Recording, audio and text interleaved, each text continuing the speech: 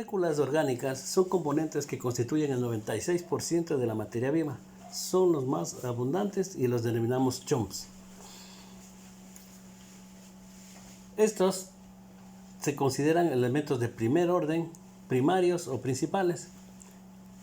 El carbono, que ocupa el 18%, el hidrógeno el 10%, el oxígeno el 65%, el nitrógeno el 3%, el fósforo el 2% y el azufre el 1%. Constituyen a las biomoléculas los glúcidos, lípidos, proteínas, ácidos nucleicos, vitaminas, enzimas y hormonas. Las características que tienen las biomoléculas son que favorecen a la formación de enlaces covalentes, forman esqueletos tridimensionales, forman enlaces dobles y triples y lo que es más, forman grupos funcionales como alcoholes, aldehídos, cetonas, ácidos, aminas, con sus propiedades físicas y químicas que son totalmente diferentes. Las moléculas orgánicas o principios inmediatos lo podemos dividir en macromoléculas y micromoléculas. A cada macromolécula le corresponde una micromolécula, es decir, a los carbohidratos la glucosa, a los lípidos el glicerol, las proteínas los aminoácidos y los ácidos nucleicos las bases nitrogenadas. Pero también se puede considerar como biomoléculas orgánicas a las vitaminas, a las enzimas y a las hormonas. Las vitaminas, que son sustancias vitales que se encuentran en los alimentos en pequeñas cantidades y que son indispensables para el funcionamiento del organismo. Las enzimas, que son moléculas orgánicas que actúan como catalizadores de las reacciones químicas, aceleran la velocidad de la reacción de naturaleza proteica y también en el ARN. Las hormonas, en cambio, son sustancias químicas que produce un órgano y la función es la de regular las actividades en los tejidos. Los carbohidratos también se les denomina azúcares, glúcidos o sacáridos. Son almidones, los encontramos en las fibras y se encuentran en gran variedad de alimentos como son las frutas, los granos, las verduras y los productos lácteos. Las funciones principales son la estructura, es decir, forman por ejemplo la pared celular con la celulosa de las células vegetales. Una función energética porque es la principal fuente de energía del organismo. De almacenamiento porque guarda el nucleógeno en los músculos para el funcionamiento cuando se hace ejercicio físico. Tiene una función formativa, es decir, puede formar tejidos como el tejido conectivo o el tejido conjuntivo. Tiene una característica en la formación genética con el ADN y el ARN a través del azúcar, de la ribosa, que es un azúcar de 5 carbonos. Tiene una función preventiva que en condiciones normales previene las arritmias cardíacas y la osteoporosis. Tiene una función reguladora porque puede con las fibras regular o evita el estreñimiento y el cáncer de colon. También tiene como características principales el sabor dulce en sus estructuras monosacáridas y disacáridas y en los polisacáridos de sabor totalmente amargo. La estructura química de los carbohidratos están formados por carbono, hidrógeno, oxígeno, pero también en pequeñas cantidades como nitrógeno, azufre y fósforo. La fórmula empírica es CH2O N, donde el hidrógeno es el doble del carbono y el oxígeno. Cuando nosotros vamos a hacer enlaces o vamos a hacer reacciones, tenemos que tomar muy en cuenta que tienen que separarse las micromoléculas y las tenemos que separar. Estas separaciones se denominan condensación e hidrólisis. La condensación es cuando dos moléculas se combinan de tal manera que uno de los dos productos del resultante es una molécula de agua. La hidrólisis, en cambio, es una reacción donde la molécula del agua es uno de los reactivos, el cual se divide para formar parte de otro compuesto. Por la estructura, los carbohidratos los dividimos en monosacáridos, disacáridos y polisacáridos. Los monosacáridos son azúcares simples, sencillos, no se hidrolizan, es decir, se descomponen con otros compuestos más simples. El principal monosacárido es la glucosa, cuya fórmula empírica es C6H12O6 y es el principal o la principal fuente de energía de todas las células. Los monosacáridos pueden tener de 3 a 7 átomos. Se los nombra refiriendo a la cantidad de carbonos que tienen. Por ejemplo, triosas, tetrosas, pentosas, hexosas, heptosas. Siempre poniendo el sufijo osa. Las pentosas, de materia relevancia en biología, tienen que ver mucho con los ácidos nucleicos, que es un tema aparte. Pero tenemos que tener en consideración que son azúcares de 5 carbonos. La ribosa para el ácido ribonucleico y la desoxirribosa para el ácido desoxirribonucleico o ADN. Los monosacáridos específicamente son la glucosa, la galactosa y la fructosa.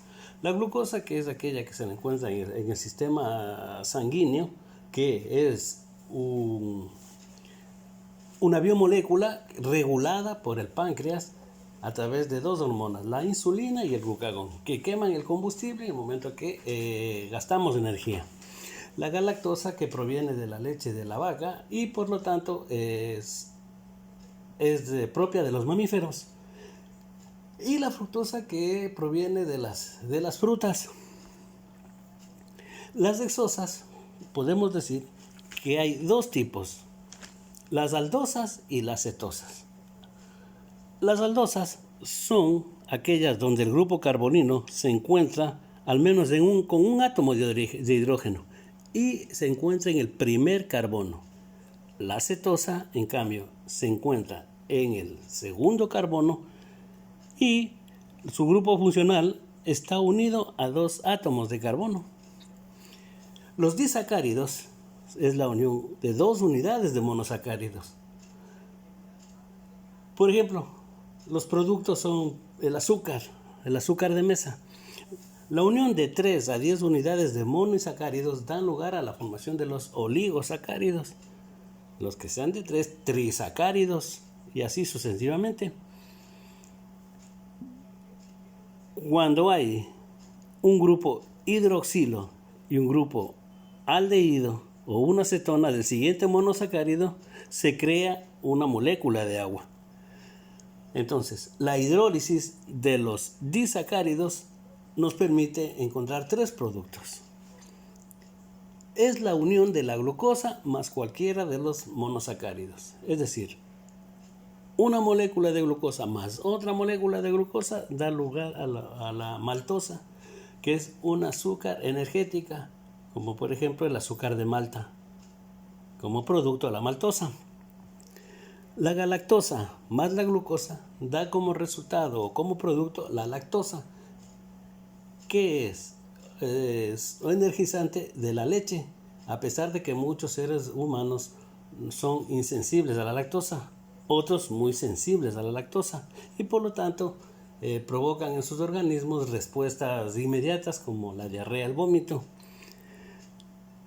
Y la glucosa más la fructosa, que es el azúcar de las frutas, forma la sacarina o sacarosa, la misma que es denominada también azúcar de mesa.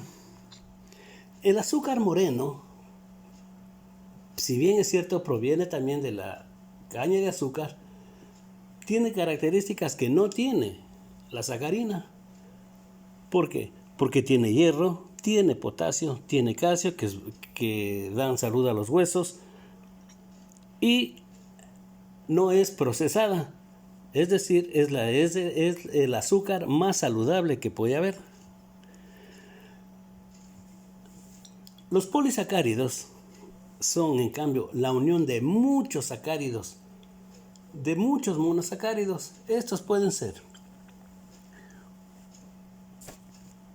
de origen animal y de origen vegetal. Lo podemos dividir en homopolisacáridos y heteropolisacáridos. Los homopolisacáridos los podemos dividir son de reserva y estructurales. Los de reserva son el almidón o fécula, son la reserva propia de los vegetales, es de fácil digestión y se utiliza mucho en la panificación. El glucógeno, que se encuentra en el hígado, en los músculos, y es un polisacárido de origen animal. El dextrano es un polisacárido complejo que se encuentra en la placa dentaria. La inulina, que asimismo es un polisacárido complejo que se encuentra en los tubérculos, en las raíces de los rizomas o en varias plantas. Las funciones estructurales de los homopolisacáridos tenemos a la lignina, que hace que las plantas tengan cierta dureza. Específicamente la encontramos en las algas. La quitina, que es de origen animal, la encontramos en los exoesqueletos de varios crustáceos, artrópodos, insectos. Y la celulosa, como decíamos, es parte de la pared principal de la pared celular vegetal. Los heteropolisacáridos puede haber de dos tipos, los no nitrogenados y los nitrogenados. Los no nitrogenados, como el agar, que es producto de las algas y que se utiliza en las experimentaciones químicas. La hemicelulosa, que se encuentra en el intermedio de la pared de la membrana celular de la célula vegetal, como coadyuvante, como parte de la matriz de la celulosa. Las pectinas, en cambio, se encuentran en la pared celular, tiene como elemento principal el agua y forma los geles. La goma arábiga también se le encuentra en la resina de las acacias y sirve para fabricar confites, caramelos. Las no nitrogenadas son las glucosaminas, glucanos. Estas biomoléculas, por su estructura, las encontramos en los tejidos conectivos, en las estructuras óseas, en la piel y en el tejido intersticial.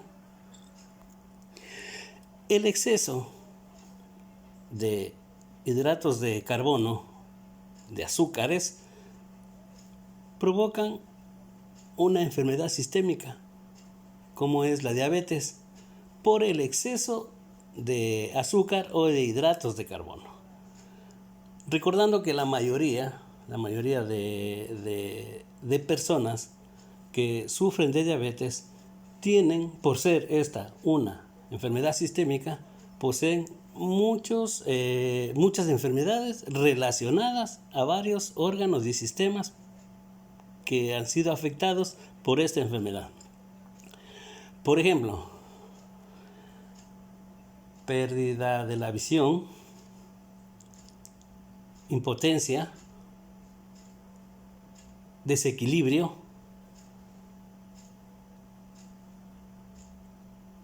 el pie diabético puede provocar que el paciente llegue a perder la pierna por la contaminación y la pérdida de la sensibilidad de las mismas. Es decir, ha sido afectado el sistema nervioso. Una de las enfermedades que más víctimas ha cobrado en el mundo es la diabetes, por la falta de organización en la alimentación y de llevar una dieta balanceada, como son frutas y el ejercicio físico. Coadyuvantes de esta enfermedad son las hipertensiones, por cuanto deja de funcionar el páncreas y el sistema urinario. Este es un tema de relevancia y tenemos que verla en una clase posterior.